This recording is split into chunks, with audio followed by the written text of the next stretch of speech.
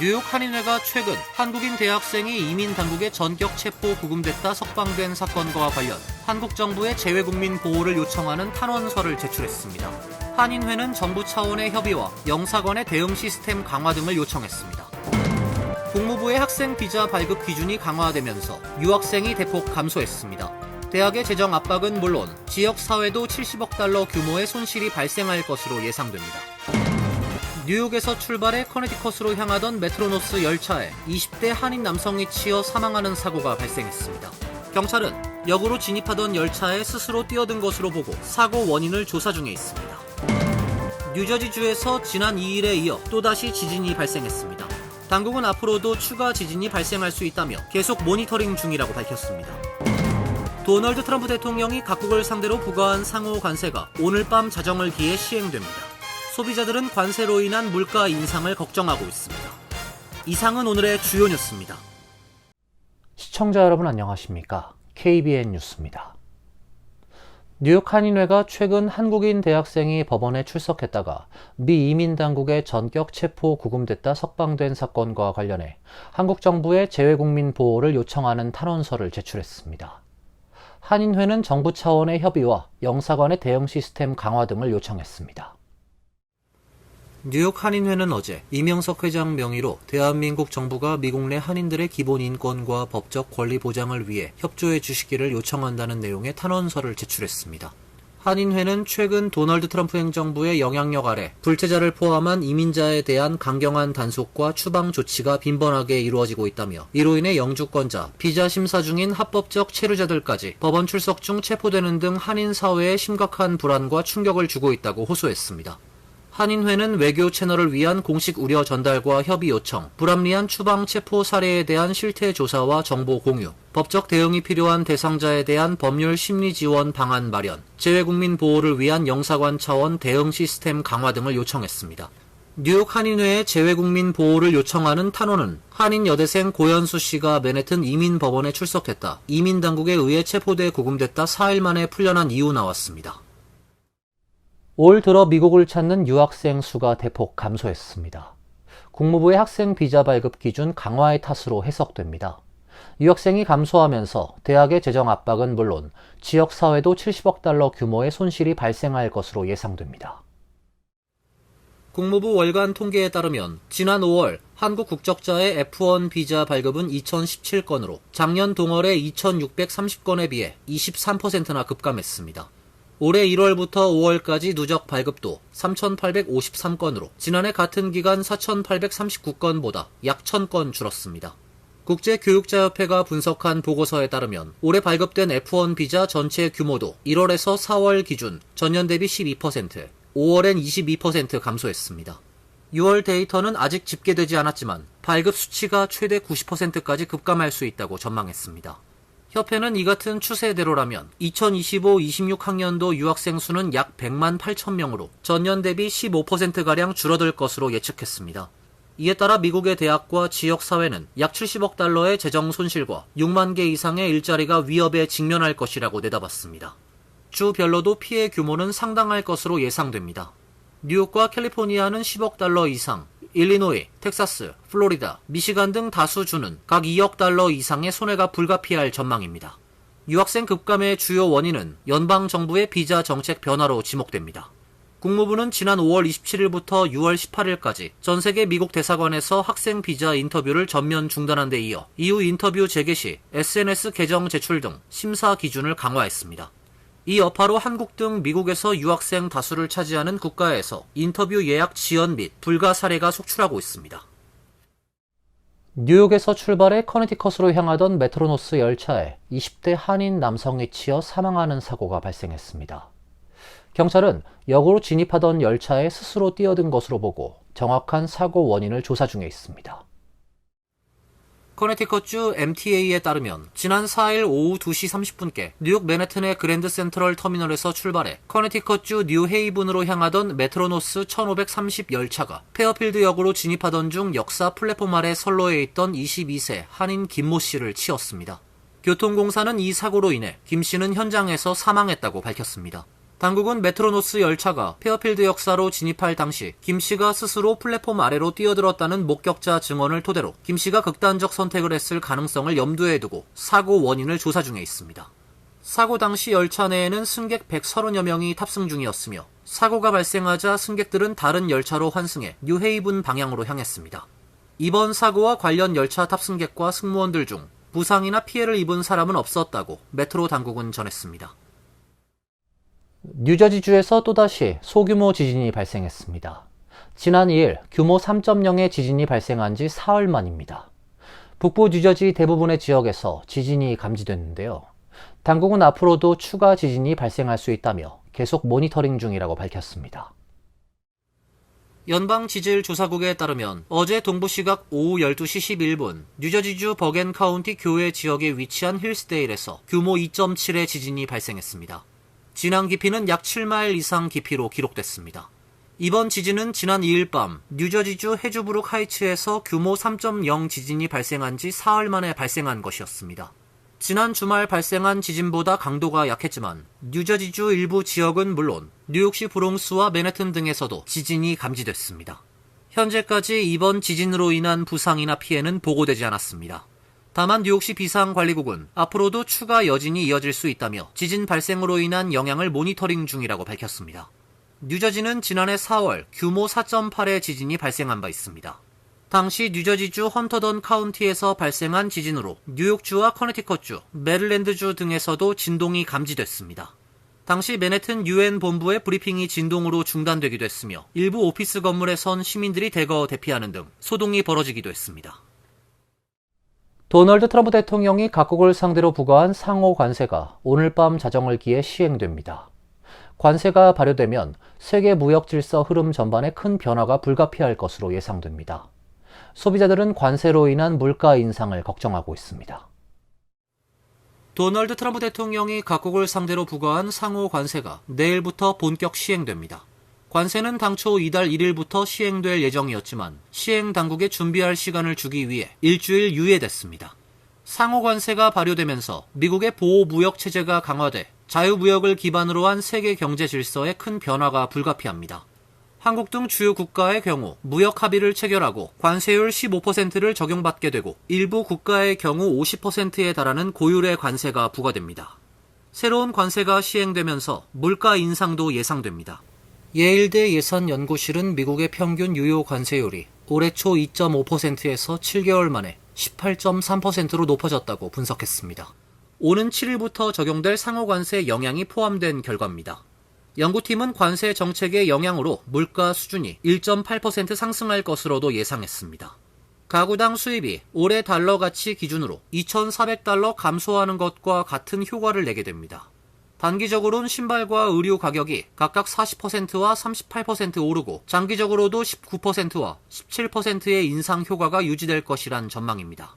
미국에서 판매되는 의류와 신발 중 97%가 수입품이기 때문입니다. 앞서 소비자들은 일부 품목의 가격이 오르기 전 사재기에 나서기도 했습니다.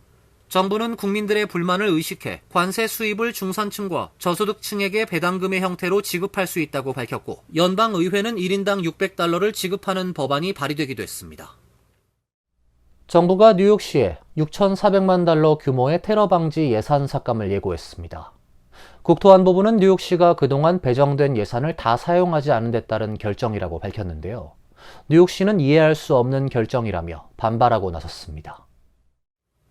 로이터 통신에 따르면 연방재난관리청은 지난 1일 게시한 공지를 통해 뉴욕시가 올해 도시보안기금에서 6,400만 달러 감소한 금액을 배정받게 될 것이라고 밝혔습니다. FEMA는 각 도시의 상대적 테러 위험 분석을 바탕으로 지원액을 결정한다며 이번 금액은 추후 변경될 수 있다고 덧붙였습니다. 해당 기금은 도시 내 테러, 폭력 등을 예방하는 예산입니다. 2023년 기준 FEMA는 도시 방문자 수, 인구 밀도, 국경과의 거리 등 여러 요인을 종합적으로 고려해 지원액을 산정했습니다. 2022 회계연도 이후론 매년 뉴욕시의 테러 방지 예산을 점진적으로 축소하긴 했지만 올해 삭감폭은 전년 대비 41%로 예년보다 훨씬 컸습니다. 뉴욕 경찰은 이 예산을 카메라와 차량 번호판 판독기, 탐지 장치 등으로 구성된 도메인 인식 시스템 운용에 활용해왔습니다. 뉴욕주 국토안보 비상대응부 대변인은 성명을 내고 위협 환경이 고조되는 가운데 뉴욕시에 배정된 액수를 삭감하는 것은 전혀 이해할 수 없고 어떠한 정당한 설명도 제시되지 않았다고 반발했습니다. 반면 국토안보부 측 대변인은 뉴욕시는 과거 몇 년간의 대테러 예산을 전부 사용하지 않았다며 정당한 조치였다고 반박했습니다. 보건복지부가 5억 달러 규모의 mRNA 백신 개발 계약을 취소하기로 했다고 밝혔습니다. 효과를 과학적으로 증명할 수 없다는 주장입니다. 전문가들은 생물학적 위협에 대한 대응 능력을 악화시키고 있다며 반발하고 있습니다. 보건복지부는 어제 보도자료를 통해 생물의약품 첨단 연구개발국이 진행해오던 mRNA 백신 개발 활동을 단계적으로 종료한다고 밝혔습니다. 로버트 케네디 주니어 보건복지부 장관은 우린 과학을 검토하고 전문가 의견을 들어 조치했다며 해당 백신이 코로나19나 독감 같은 호흡기 감염을 효과적으로 방어하지 못한다는 데이터에 따라 22건의 mRNA 백신 개발 투자를 종료한다고 말했습니다. 22건의 백신 개발 프로젝트는 총 5억 달러 규모에 달한다고 보건복지부는 설명했습니다. mRNA는 인체의 단백질을 만드는 방법을 알려주는 일종의 설계도 역할을 하는 유전 물질로 mRNA 백신은 바이러스 정보를 담은 mRNA를 우리 몸에 주입해 바이러스 단백질을 합성하게 하고 이에 따라 항체가 형성되도록 유도합니다. 이 백신은 코로나19 팬데믹 때 처음 사용됐지만 케네디 장관은 수년간 mRNA 백신에 대한 불신을 공개적으로 표출해왔습니다. 보건복지부는 지난 5월에도 제약사 모더나와 체결한 약 6억 달러 규모의 조류 인플루엔자 백신 개발 계약을 철회했습니다. 과학계 등에선 정부에 잇따른 백신 개발 철회를 두고 비판론이 제기되고 있습니다. 전문가들은 케네디 장관의 mRNA 백신에 대한 불신이 과학적 근거가 없고 정부의 조치는 미래의 생물학적 위협에 신속히 대응할 수 있는 능력을 약화시키고 있다고 비판했습니다. 뉴욕시 한복판에 핫도그를 사서 먹는 척을 하고 신발 가게에 들어가 운동화를 신어보는 등 사람처럼 행동하며 거리를 누비는 로봇이 등장해 시민들을 놀라게 했습니다. 뉴욕포스트에 따르면 지난 2일 뉴욕시 미드타운에 등장해 거리를 활보하는 로봇의 영상은 SNS를 통해 빠르게 확산됐습니다. 일부 영상은 10만 회 이상의 좋아요를 기록하며 온라인에서 폭발적인 반응을 얻었습니다. 이 로봇의 이름은 KOID로 가격은 약 10만 달러 수준입니다. 해당 로봇은 글로벌 자산 운용사 크레인쉐어스가 자사의 상장 지수펀드를 홍보하기 위해 투입한 프로모션 도구였습니다. 로봇은 뉴욕의 중심가인 5번가를 당당히 걸으며 시민들과 셀카를 찍고 운동화 매장에 직접 들어가 직원들과 상호작용하며 운동화를 착용하기도 했습니다. 크레인쉐어스의 마케팅 총괄 조셉 듀브는 당시 장면은 마치 사람들이 최초의 전구나 자동차를 처음 봤을 때의 반응 같다며 놀라움, 두려움, 흥분이 뒤섞인 반응이었다고 밝혔습니다. 시민들의 반응은 엇갈렸습니다.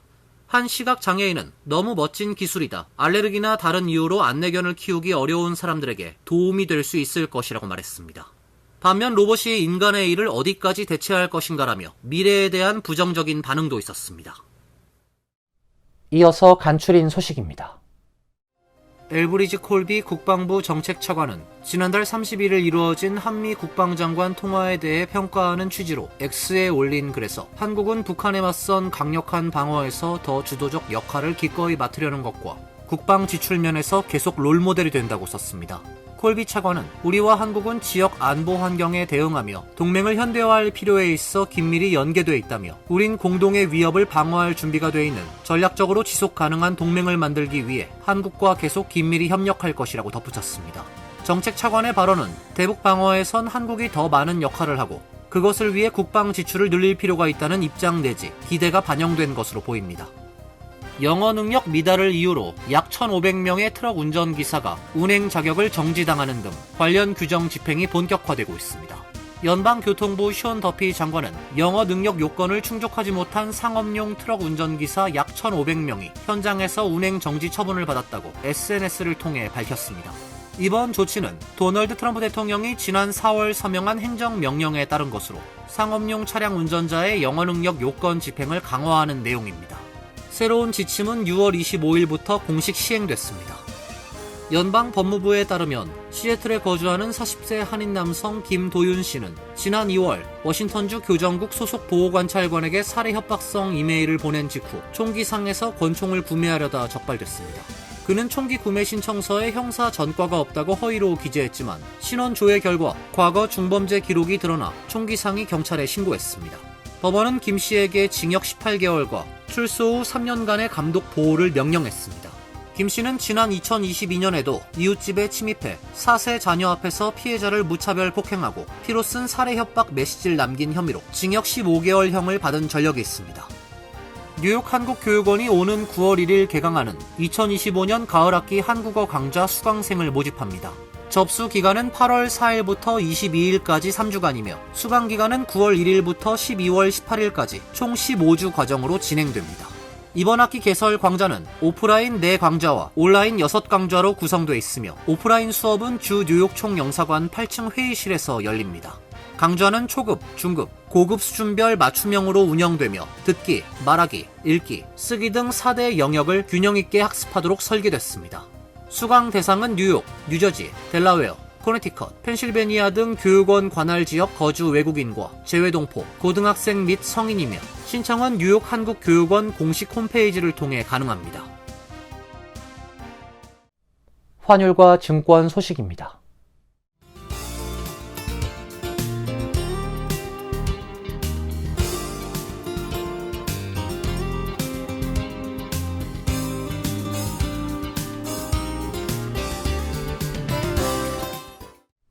이어서 날씨입니다.